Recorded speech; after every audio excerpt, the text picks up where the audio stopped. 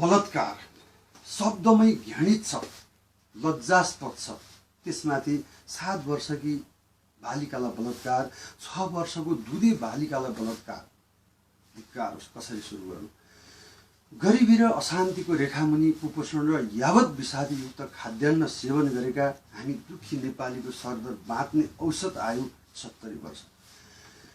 365 दिनको 1 वर्ष, 365 × 70 वर्ष गुणान गर्दा 25,550 दिन बाँच्ने आयु।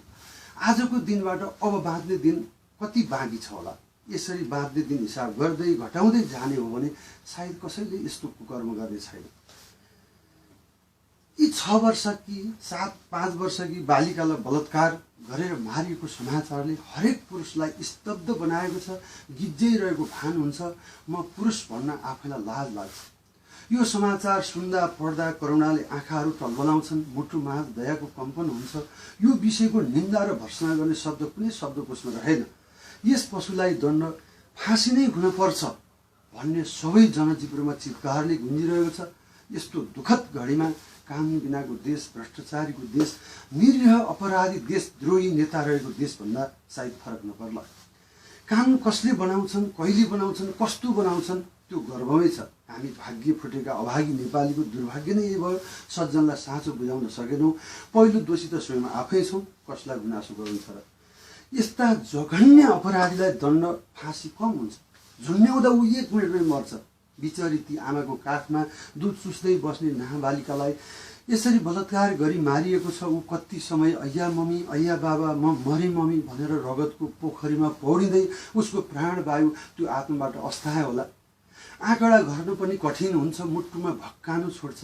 अझै यिनलाई मेरै छोरी, मेरै बहिनी कल्पना गर्नु त सायद त्यसै राक्षसका माता पिताले नि मृत्युदण्ड कम हुने बोध गर्नेछन्। कि त यस्तालाई आक्रोशित जदमासको घेराभित्र टुनीखुलको बिचमा राखेर चारैतर्फबाट बिस्तारै कुट्नी, घोच्नी, चिथर्नी, कोपर्नी गर्दै दिनभरि लगाएर मारिनुपर्छ।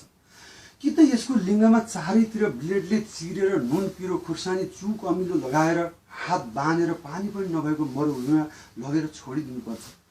कि त मट्टीतेल जिउमा खन्याएर आगो लगाई दुनियाँले देख्ने गरी छोडिदिनुपर्छ र यस्तो किसिमको दण्ड भिडियोमा रेकर्ड गरी नेपाल टेलिभिजनको राष्ट्रिय प्रसारणमा दैनिक प्रसारण गरिनुपर्छ। बल्ल त्यो मृत आत्माले शान्ति पाउनुको साथै अनि यसरी कोही कसै नारीहरू बलात्कृत हुने छैनन्।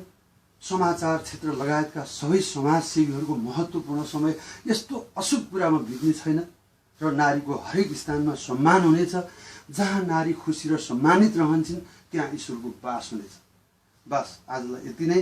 यहाँहरूलाई मन पराउनु हुनेछ भने लाइक र सेयर गरिदिनु होला। धन्यवाद।